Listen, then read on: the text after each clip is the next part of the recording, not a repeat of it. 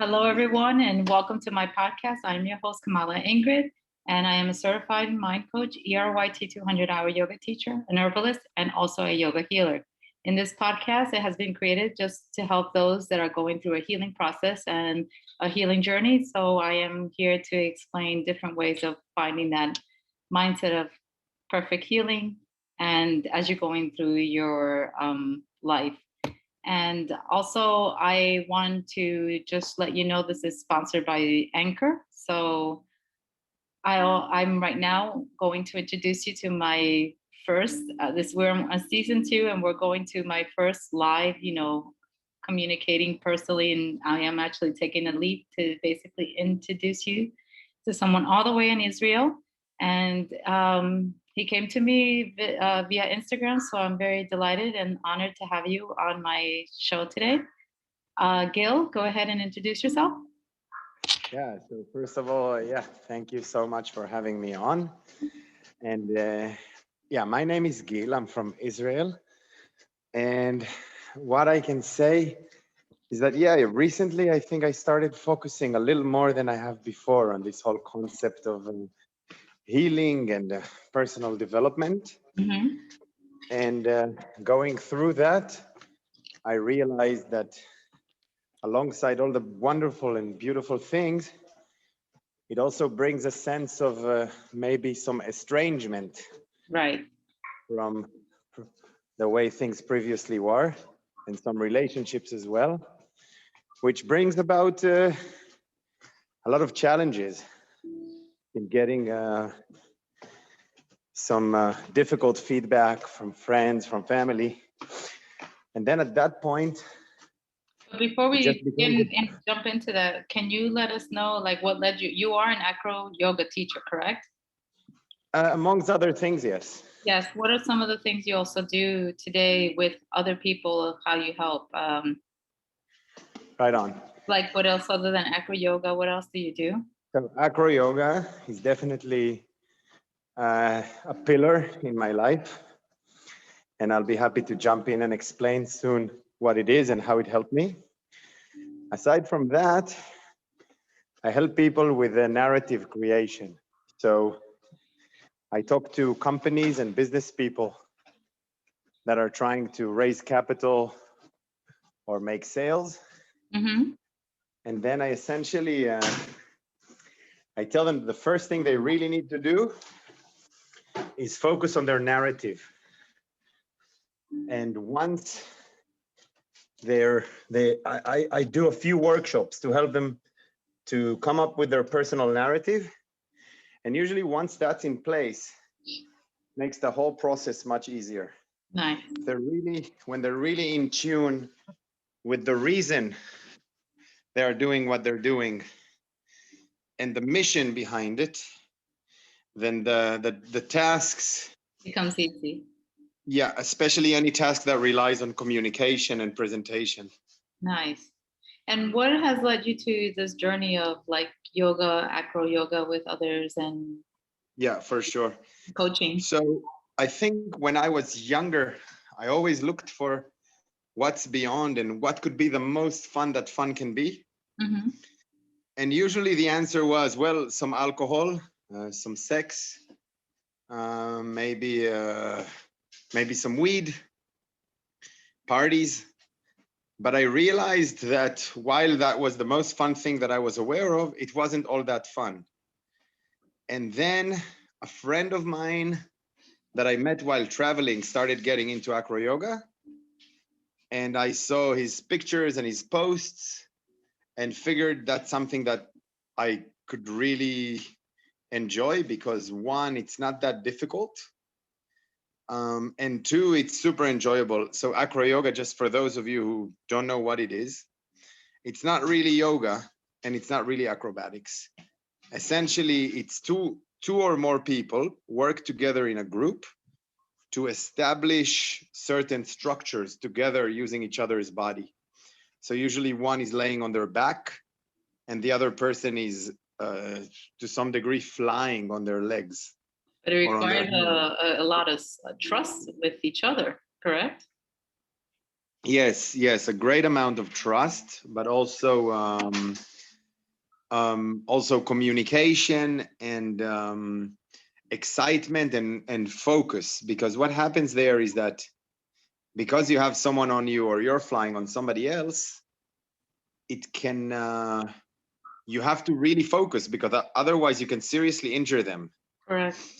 So that level of responsibility for each other is one of the things that really helps us get into the flow state when we do acro yoga, which is part of the reason why it's so powerful. And then another really good thing about it is the idea that it's a really good method of dealing with today's touch crisis. Mm. So there is a pretty big touch. I think a lot of people are talking about it. Yeah. The idea that people are only legitimized to be touching their significant other, maybe a parent or a child as well, but nobody else a real touch, not more than a handshake or a quick hug. So what has happened during this COVID time since you've come across people, and what happens to those that are fearful of or have trust issues? What do you do? So I would say this. So one, COVID brings it to a whole nother level Mm, because with COVID again, there has just been more fear around touch than ever before. interesting. I didn't even think about that because my line of work is completely different from yours. I am a healer, but I work one-on-one, and it's mostly people that are ready to come to me. So they're not in that space. I Exactly. do know that I've had others that have during the COVID kind of like quarantined themselves, and I haven't seen them since. Mm-hmm. But for the majority, most of them, you know, are in that trusting space with me, and we respect our, wearing the mask, but yet at the What same I time would they're open. say, when COVID started, I was trying to be as safe as I could because I thought people really cared about it. Mm-hmm. But the more I went through the notions of trying to be a very good COVID person, I noticed that most people really don't care. They want to perform an act of caring about COVID, but they don't want to actually impact their lives or give up on the things they care about for the sake of COVID. Okay. For example, in Israel, it was very clear that kids were getting COVID in schools and kindergartens. Yet, in Israel, families were sending their kids to school and kindergarten all the time and pressuring the government to allow them to do it because for them, yeah, they didn't want COVID, but they were more unable and paralyzed by the fact that they had their kids at home because the Israeli families had some sort of a crisis. Right. And then I'd say that when it comes to my personal experience, I just tried to just put myself in a place where I won't infect anyone and won't be infected. But then I saw that when I tried to do that, society was responding even more harshly because they were interested more in the performance than in the actual safety. In the same way that people now are taking the vaccine for their health. Well, they could do a lot more healthy choices than just the vaccine. Why stop there? Correct. Because it's performance. And then, so for me, at some point, I realized that what I need to do for my own mental sanity or mental health is to, for me, only care as much as is good for me and let other people know what is my level of care about it, and then they can decide what they're doing. Correct.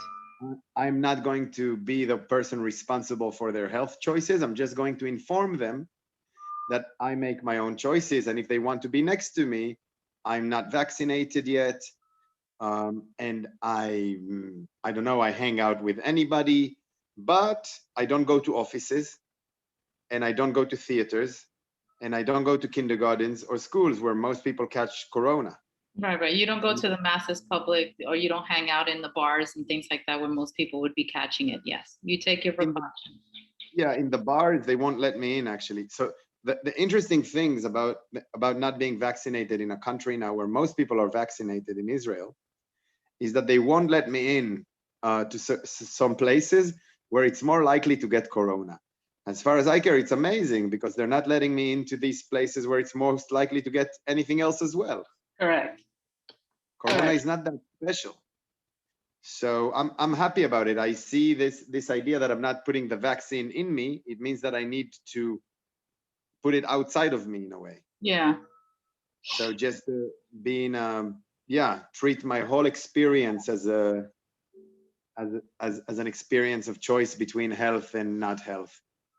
Now, So what, mhm. like where you are now with this whole COVID thing, how has it affected you in your health and mental space, basically, in working with It's been others? very And it's been extremely difficult, especially the beginning. But then there were for the last maybe month and a half, it's been extremely rewarding. I'd say even for the last 4 months. okay, So the first 6 months were difficult. I came to Israel after a year in Vietnam, where I was stretching myself pretty thin.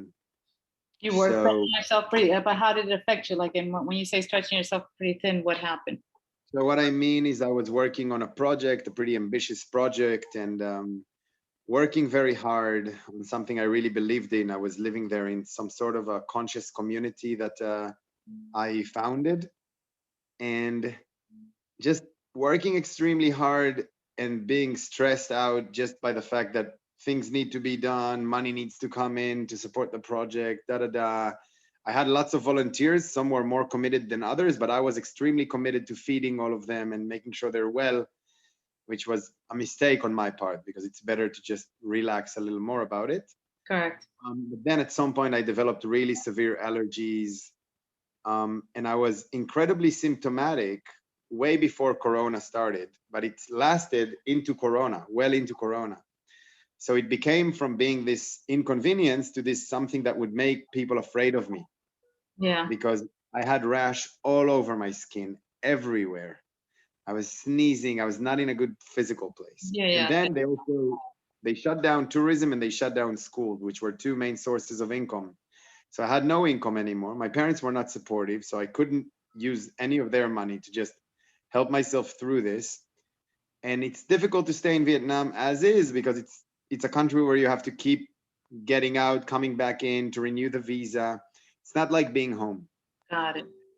And yeah, so I was exhausted. I was worried. And then I started worrying about some other things that had nothing to do with Corona, just some things I was worrying about, right? Some Once you open up that Pandora box, everything floods in. So how did you exactly. take control? What did you do to take So control? the first thing I did, which I wasn't sure if it was, I'm still not sure if it was so bright of me, but I went back home and I had a really difficult flight with like maybe taking 4 or 5 different planes and changing the flight route during while in one of the airports. And again, I'm flying and I'm extremely symptomatic, Yeah. extremely.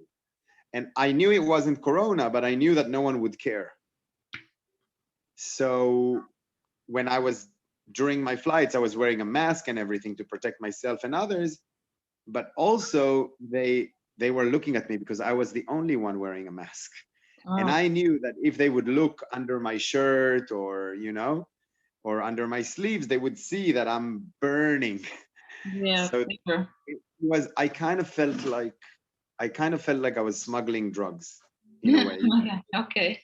like I'm carrying something that I don't want them to see. Yeah. So it Yeah. was extremely stressful. And I arrived in Israel very tired. And then at night, it was difficult for me to sleep because I was jet lagged. But during the day, my parents and other friends wanted to see that I'm functional. So they wouldn't let me sleep during the day. Oh, And this routine was very difficult because I was also in quarantine. So I was a target that was very easy to, um, it, there, I had no way of establishing privacy. so what The did you situ- do to give yeah, your? the situation just kept deteriorating for a while until a few months into that, a friend of mine who understood the situation just gave me a place in Jerusalem where I moved and I finally had my space. But basically, the first number one thing that worked for me personally is having space. The space? Yeah, space to talk on the phone about what, because at my house where my No, right. parents live, there is no isolation. They could hear anything I talk about. So it would be very difficult for me to say to a friend, let's say that I'm worried because a friend of mine called me and they have an STD, whatever, things Mm. that could have you worried. I couldn't talk about things that would have me worried next to my parents. So it just held things in. But once I moved on my own and had my space, it was much better for me. And then from there, I moved to Tel Aviv. Finally, I moved into a shared house with lots of what you like, alternative people or misfits and rejects, or call it what you will. But just these people who travel, who are just on the outskirts of society a little more. So they were open, very open-minded to doing Yeah, different things. a lot more than usual, than most people. Have you ever tried like different types of breath work that help you kind of achieve Yeah, yeah, balance? a lot of that as well. I would say that these are things that I did before.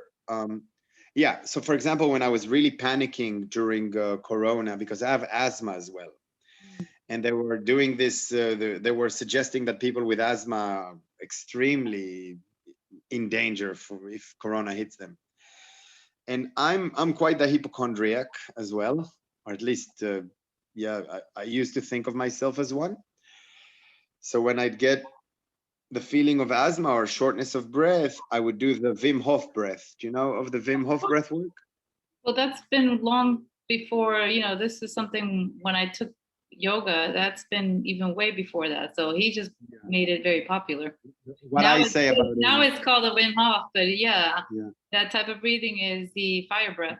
So I say about him that he convinced white people to breathe. hey, whatever it takes, if it takes it, just like I think Madonna convinced everybody to do yoga. You Yeah, know, you had yeah, Sting doing it way back then, but nobody paid attention. And all of a sudden, Madonna exactly. did it as a big deal, and Christy Turlington. And then before you knew it, yoga became a fad. Before it was a taboo when I was doing it as a child. Everybody Yeah, thought I was in a 100%. cult. And I'm like, no. But then when Madonna put it out there, it became, Yeah, so hey, if he can bring this out to light, by all means. But we've been doing this, yogis have been doing this for years, and a lot of this stuff is now slowly but surely coming out to light. And Buddhists have been doing this too as well. The breath work. Why do you think they can go up in those mountains with just yeah, a cloak on them and deal with the weather perfectly well and not get sick? agreed. Even during this whole COVID time, a lot of the things I've done have been very naturally yogic and immune system keeping it up. No different than Wim Hof. You take a cold shower once a day, get your immune system boosted up. Eat very well. I'm a vegetarian, so and Mhm. on days I'm a vegan, but mainly vegetarian because I do like Yeah, my certain cheese and things like that. So I will go ahead and I eat very healthy, and no one would ever know I'm gonna be 50 this year. Nobody knows that. Everyone's like, what?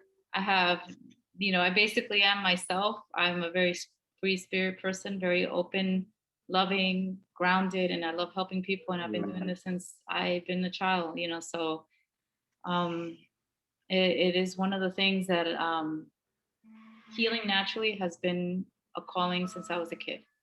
So I do a right. lot of research. I'm not a psychologist, but I basically have a lot of information through a lot of my friends that are psychologists. They've given me books. I've done a lot of research and work on my own and established a very much understanding on how the mind and body connection works, especially from my own healing process Yeah, as a child. So and I still am learning. I'm open to so much more definitely. information from different So people. So I'd say that, yeah, I'm the same way. So in Vietnam, where I was for most of 2019 and some of 2020, I was there for a year, and the overarching goal of me being there, or idea, was to really advance my practice, find out more practices, more communities that practice. And it was interesting because I found that there weren't many communities there. It's not that new age place I thought it was to be. It's not Thailand or India. really, What I found there were some expats who were doing their thing, like their yoga studios or whatever, aerial yoga, some other flow arts. And then there were the Vietnamese doing their thing, and they were doing it separately. mm, But I started just going to many events of just Vietnamese or just expats and just exploring everything that happened there. And after a while, I was making the connection between the two groups, the people in my life from the two groups. So over there is where I started. I'd say in Vietnam, there were a few healing practices that I really enjoyed. One, their Acro Yoga community is incredible. Yeah. Two, massages. In Vietnam, you could get a massage for $5. You could get an incredible massage, or for $10. And it's just, you can do it every other day if you want before you go to work. And Yeah. it really has a good effect. Nice, nice. And how, like, what can you tell our listeners regarding like healing trauma, and how have you encountered that part of your life? Like, how I have would say there's many practices that I tried. I'd say that Acro Yoga in general, like if we talk about different disciplines and how they help. So Acro Yoga, one is the idea of touch. We talked about the crisis of touch, where people feel inappropriate touching other people. Mm-hmm. And the idea is that if you think about a single person who lives in Virginia, far from their family, and they don't have a girlfriend at the time, it may very well be that they're not touching anybody else for, I don't know, 2, 3, 5, 10, 20 years, until the rest of their lives. And touching is more than simply an emotional element. Like it also physically discharges and recalibrates your rhythm. It's part of our human nature to be touched. Yeah. As babies, we need touch in order to grow If you look at almost any other animal, what they do most of the day is eat, hang out, and touch each other and talk. Now, humans have stopped touching each other on a general level, but also now another thing that I've been noticing, many humans have stopped talking. Because if they work as an analyst and they can text anyone what they're doing, and they work doing some spreadsheets, it may very well be that they haven't talked for a day, a week, a year. And there's no reason to talk. It's interesting you bring that up, because there's a lot of people today, since the whole COVID, our online has become even more pronounced, predominantly stronger, where everything is online. Everybody can't get off the phone. I turn and I look when I'm driving, I'll find the cars next to me all on their phones. It's like this becomes such a addiction to be on those phones and probably be on a social media platform, which I find very like disturbing, because I'm one to either I'm listening to a music or I'm listening to a podcast. I don't get on my text unless I know I'm parked somewhere and I'm not driving. Just, I'm very cautious and old school when it comes to that, because I know those things can distract a lot. And I've seen so many distractions where people are driving recklessly, and it bothers me. I've been hit because of that. I've had somebody hit me because of their distraction. So it's like it bothers me, to have people not and now that's their form of communication. So there's no way they don't know how to interact. Our younger children today don't interact other than a phone, and they don't know how to play. They don't know how to like like they just don't, the social how to that. Yeah. The schools here now in the States are eliminating PE, eliminating all the creativity, arts and crafts, and I'm thinking, wow, what are these children left with? Yeah. Yeah, it's so sad. We're actually going for worse than going backwards. Remove arts and crafts, stay with farts and cars. Oh my God, it's crazy. But that's interesting you bring that up, but yeah, I've noticed that too with this COVID. It's not. So that was about talking. And then in Acro Yoga, because you need constant communication, it really challenges the participants to really evolve as communicators, because often you need to say something or to express an uncomfortable opinion because your safety relies on it. Somebody asks to do an exercise with you and you don't think that it's a good idea. So in Acro Yoga, you are challenged to communicate that, which is very positive. And then obviously there is the sense of success and doing things together. And it's a sport that's about collaboration rather than competition. So that was incredible for me. And another thing about it before I move to the next item is that I see everyone as teachers. I think that anything that you know, you should teach it. And anything that you feel that you can't teach, you don't really maybe know it. Now, the thing is, I don't think you need to be the best acro yoga person to teach. I think you just need to be a little bit better than whoever it is you're teaching. So let's say you do karate and you've just been doing karate for a year. So you're not yet ready to be a teacher. But maybe you are ready to be a teacher for someone who's never ever done karate. So acro yoga quickly put me in a place where I was able to teach people who've never done acro yoga. So even if I was just teaching them the basics, I still had the pleasure of teaching, which is really good, and showing them a whole new discipline, a whole new way of moving the body and communicating with other people and experiencing movement. That it was just incredibly rewarding. Then the next method I'd like to discuss is Osho dynamic meditation. Have you talked about that in your series yet? Not with, but with my clients, yes. Some of my clients, not everybody. Usually when I was Right. doing teacher training, yes. Go ahead. So the dynamic meditation I absolutely love. I think it represents a notion that I found to be in opposition to the usual notion. So what I see in Western society, or the way I experience it, is that when someone has an incredible sense of excitement, what they tell him is tame it down. Let's say you're very much in love or very much about your work at the moment or very afraid of something or stressed out. What they would tell you is just find a way to bring it down.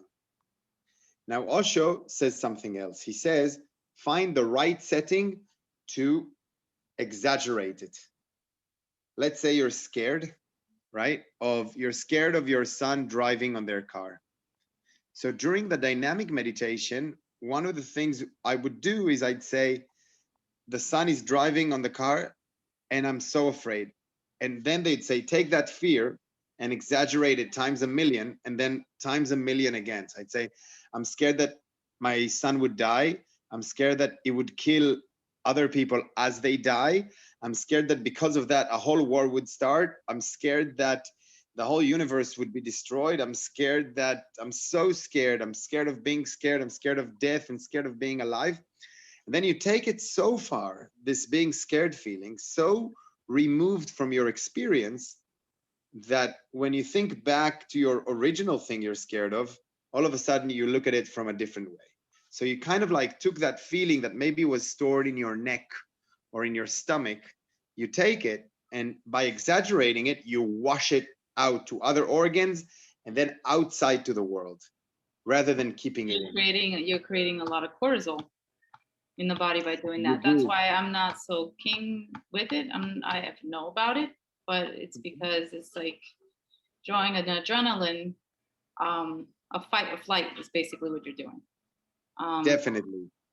But my method of taking it has been a little bit different, only because it's worked for me. Everybody works differently. Yeah. So what works for me has been because I know it's fear is, something that is apparently not real. You know that we bring our things, and I always look at things in two different ways, 2 points. There's a positive and a negative outcome. So when I look at fear as something that I don't want to do or something that I'm afraid, for example, what I'm doing right now with you, this is not something I would have done before COVID. Like the Zooming and doing this kind of podcast has not been my thing. I've always been in person type of person. I have a thing of going in front of others that don't know me or talking like on, how I see you sometimes on your podcast, on your Instagram, and you're talking to the phone. I have to have a human connection. I cannot talk like that. I feel I don't feel right. Just, I don't know. I don't have the right words, but it feels weird to me. I can tell you, it doesn't feel right to me as well. But some people are comfortable with it. I don't feel comfortable. So this is very grounding for me and new for me to do. I have done a podcast. I started my Kamala Ingrid, my life journey, and I did the whole first season all with my voice, no face, just my voice. That's it. This is new because I'm going to put this on YouTube for the first time. So this is new for me. This is a healing process and a journey for me to say, okay, I can do this. Congratulations. But I have to talk about it. You know, I have to set myself. I write it down. I create vision boards, or I create a journal. I write it down, the goals, and I reward myself as I go along. Okay, I did it. This was my breakthrough. What's my next Back one? back in Vietnam. So as I said, I founded this conscious community, and I published a call for highly intuitive people to come join. Beautiful. And one of the people that joined, his name is Ilya, and he's from Switzerland, and he was a very successful young professional, and also got into professional coaching and life coaching. And one of the activities that he did for us related to what you just said about getting out of your comfort zone. So what he said is that we have this comfort zone, right, where we mostly are, most of us. And then outside of it, there is a very big place called the panic zone. Right. Now, between the comfort zone and the panic zone, there is another layer that is very thin, and it's called the stretch zone, where you're not quite comfortable, but you're not yet panicking. And the more we go out to the stretch zone and experience the stretch zone, then it becomes a part of the comfort zone. Right. Right. Be And familiar. we extend our comfort zone to be all right. Now I feel comfortable riding a bike. Now I feel comfortable talking to my girlfriend's mother. Now I feel comfortable doing whatever it is I wasn't doing before. And then there is the opposite idea. If we stay in the comfort zone, it means we're never quite at the edge of it, because the edge is the stretch zone. So the more we're centered in the comfort zone, the more it collapses. And then you can really see it with many friends and family. Oh, you see Where it.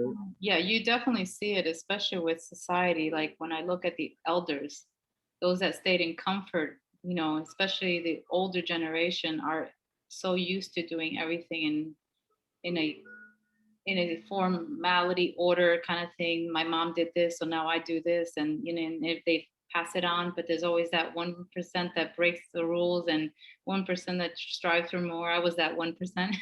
I decided to make it a whole change and break a lot of barriers from my own culture because, you know, I felt like it wasn't right for me. I didn't feel like I needed to pass, you know, continue walking the same path. I wanted to walk a different path. And 100%. I just felt like I always looked at the positive of everything and saw whenever I did something that wasn't in my comfort zone or what I wanted to do, it had an outcome of what I didn't want to see, or an outcome that I later then regretted, you know, doing. Why did I do this? I it wasn't in my nature to do it. I didn't want to do it. Why did I feel? And so that lack of control of within myself kind of gave me the impulse to go. I said, you know what? It's my life, my world, my space, and I always did it with good intentions for myself. I never did anything um, It's to spite anybody. It was more for me. And then when I had my daughter, I raised her the way I wanted to, even though my family was trying to raise them. You know, I love them and I respect them. But it was, I said to them, you raised us the way you wanted to. Nobody told you what to do. Now let me raise my daughter the way I want to. exactly. I raised her with Very- such an open mind and yeah. very grounded formality that I didn't even have those structures. I had to do a lot of, you know, research, reading, and the bonding was hard because for me, because I was so used to a certain way of an autocratic father and a passive mother. So I had to find that I wasn't going to be nor one or the other. I needed to find. Were you a single mother, or Yes, with a partner? with a Oh child. wow. Yeah, she was. I became single when she was 5. So from that Okay. point on, I raised her all to myself, and it's how I wanted. And I focused on work and being a mom, Incredible. and successfully did that. She's now a beautiful 24-year-old, very accomplished and beautiful daughter. Can't I? Every stage was a blessing. I have had friends that told me they've had certain stages with their children. I can't tell you that I never experienced that. I had such a beautiful bond with her to this day that everybody thinks that we're sisters. They don't think that I'm a mother and daughter because we don't even act like that. We act. I respect her so much, and I see her for who she is, and never like looked at her whenever I didn't like something, I would tell her, okay, this is what's going to happen. A gives you this consequences. B, this one. You decide. Yeah. And she learned to understand that concept of parenting. And she made great choices. To this day, I can't complain. You know. Yeah, I think is trust grows the more you use it. So Yes. And it's hard because and- I didn't have trust. For me, with trust was mm, broken as a child. So I had a hard time trusting others, but when it was my own child, it was easy to develop it and understand it. And then later in my years, I got into plant medicine, and mhm. that's where the trust started coming in for me because it was what it brought it out to light for me. I'm happy you're getting back to plant medicine Yeah. because I was going to talk a little bit about how in Vietnam, really a part of the idea of my community was to help me and them and others develop our intuition. And one of the best exercises there was during a tantric workshop that we organized, which was 7 days long with 26 people from all over the world, of which 13 are from Vietnam. And the teacher is an Israeli. And what she did in one of the exercises, she said, right now we're having, she called it a head and body dialogue. So she had us hold space for one another in groups of four, and each person at some point stood in the middle of that group with three people around them, would do a little bit of shaking, and then talk as if they are their head or brain or whatever mind talking to the rest of the body. So people would say things like, I don't like it that I'm so smart as the head and I make all the right calls, but you as the body, you slow me down. Or you as the body, you're not as strong or as beautiful as I'd like you to be for us to do well. Mm. So that comes from the brain, but that's usually the position that we take is the position of the brain. But then when each of us had switched to the position of the body, talking back to the brain, it's very clear that oftentimes the body knows the answer way before the brain. What you call gut feeling or weak knees or anything else that just the body is screaming at, at the beginning in a more subtle way. And then as you make more and more mistakes, the body just starts to collapse. Right. And just listening to the body from a very early stage is very difficult because we're being taught over and over to ignore it, especially in school where they submit us to a sitting position forever and we're not allowed to talk, touch, play, or do anything for 8 hours. It really creates a strong sense of dissociation between the mind and the body.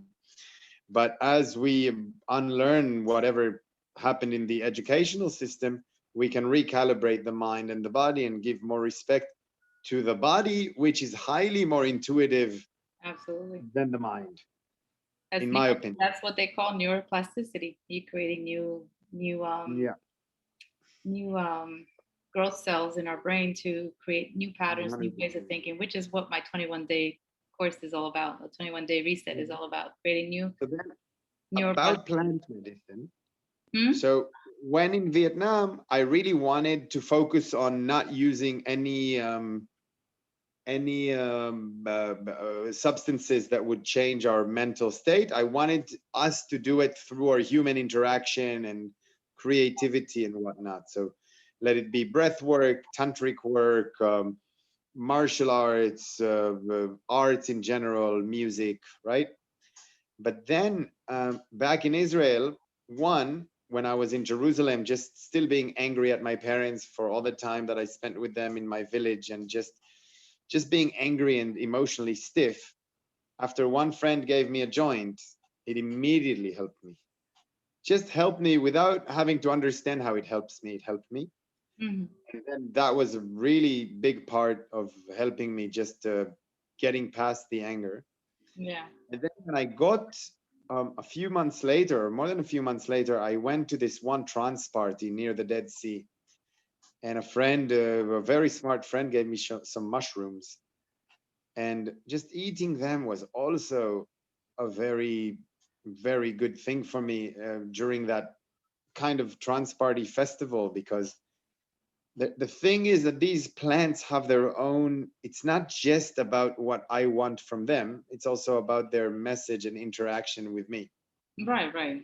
Well, those messages are already embedded in our head. However, we suppress it and we don't Exactly. want to deal with it. So when these plant medicine, whether it's ayahuasca, San Pedro, or mushrooms, whatever you take, Mhm. psilocybin, whatever it is that you're taking, it brings it to surface because it needs to come out. It's something that is still there, hidden, but Mhm. it needs to push it out. And the only way is to confront it, but be open when you are doing plant medicine. It's about to be open to receiving that and being able to say, okay, this is what I need to do now.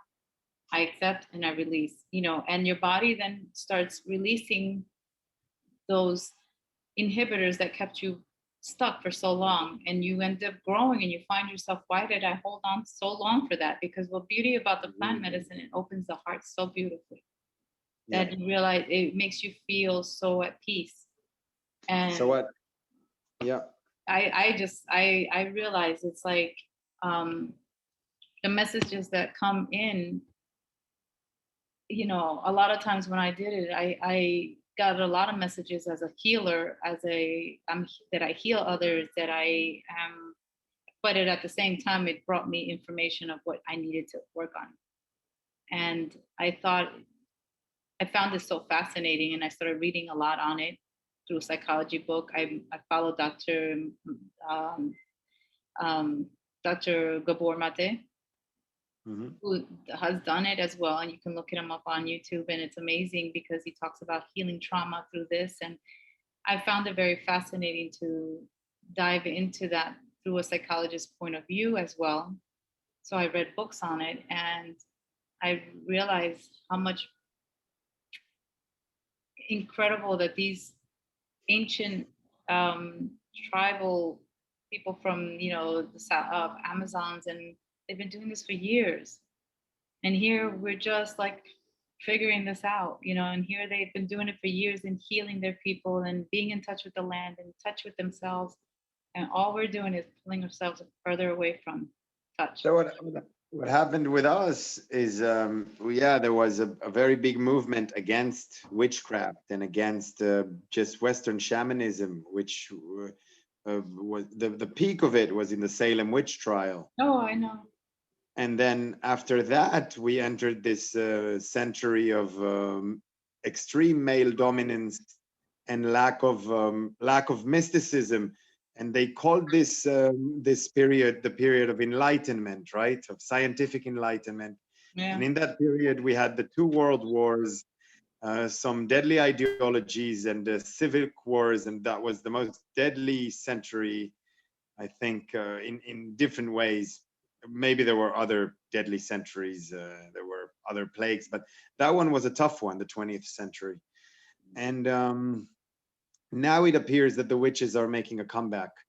So in when I took these shrooms in that party, the party was outside, and it was really nice. There were lots of people, and there was a big bonfire, and police over there, because of some geopolitical warp that exists there, they can't do anything. So they can't disperse it either. No, it's Corona time. I think you have places like that in Florida too, where the youngsters were just doing anything that the police didn't want them to do. But then what happened? The shroom in my head, I just felt this thing where I felt, am I allowed to enjoy this party? Am I not allowed to enjoy this party? am I really past this bad feeling? How did I cause this bad feeling? I had all these thoughts about me before the party, but when I was when I was high on the shrooms, I had this one mantra in my head just saying, dance, just dance, No. dance. And there was just no other words were coming out. Any thought I had, it was just silenced but by the word, just dance. This is your time to dance. It's not your time to do other things. Just dance now, dance. And even if you're not dancing, just shake your leg. Just every time add a little more rhythm than you did before. Nod your head. Just whatever you do, just add a little bit more dancing to it, more and more. And through that decision, through that experience, I had a great time there, and I went back every weekend for the trance parties over there. That was in December, until in the end of the month, I moved to the Dead Sea, to this community that lives just out there in the nature on the shore, an extremely, people just come there as individuals, but over there something happens between them. And yeah, not things that I can describe as nothing short of mystical. Beautiful. And in a positive, like right now, what would you like to share? Positive, like note, a highlight that you wanted before we close the segment. What is Yeah, things that 100% you I want to will. share with the world today? Yeah, definitely. I would say that while this path, this healing path that you mentioned is a difficult one, and it brings some conflict with most of other people, just because most people that I meet don't really choose to be in that stretch zone. They choose the comfort zone. So when you're a stretchy person, I find that I often bring discomfort to the people around me because I bring it to myself as well. I see it as an important feature. Thanks. What I can say is that it brings a lot of pain, but it also brings a great sense of resilience. And with time, you learn how to do it in a less painful way. But keep in mind that every pain you learn to deal with opens you up to different types of pain. The idea is not living pain free. The idea is living free of the concept that there shouldn't be any pain. So, on a positive note, what I will say is no matter how old you are, you can hit puberty again. No matter what you think about yourself, as long as you are healthier than you were yesterday and happier than you were yesterday, not by a lot, by 1% or 0.1%, as long as as you really try, you're gonna get somewhere very, very special pretty quickly. And if you do the calculation of how much better you become after a year, when you become 1% better every day, it gets to a lot, to a lot. And lastly, I would just say, yeah, the amount of love, of pleasure, of meaningful connections coming your way, if you just choose to start, is just unreal. And whenever nobody else wants to talk to you or listen to you or give you any advice, always feel free to call me. And I bet Kamala as well would say the same. So just if you're listening to this, know that you have at least two comrades who know of a lot other comrades as well that are here for you. And yeah, it's a great party. We're happy you decided to join as well. Maybe you've been partying all along. And yeah, happy to be partying with you and everybody else. Awesome. Well, thank you so much, Gil. I will also put your content of yours, I guess your Instagram, so they can reach out. Instagram, I'd say my two best ones are my three best are Instagram, LinkedIn, and YouTube. Okay. Just I'll connect with you afterwards, so you can send me the LinkedIn and the YouTube one, and I'll put it on my on my YouTube account. All right, so Amazing. everybody can reach out to Gil. If you're in Israel, go ahead and get in touch. Go try an Acro Yoga and feel that liberation, feel that freedom. And, just live one day at a time, be happy, set yourself baby steps of goals, and anything that's is accomplished. Just baby steps. That's all I can say. Yeah. Don't run yourself to the ground. Thank you, Gil. It was a pleasure having you and an honor, and we'll be in touch soon, okay? Yeah, thank you so much for everything that you told me before, during, and will tell me after this podcast. It's extremely meaningful and positive for me to call you a friend and be in touch. And Thank you. yeah, Thank you so much thank for you so sharing much. your information and your knowledge. Have a good one. Enjoy and be safe, okay? Chat soon. Bye bye. Bye bye.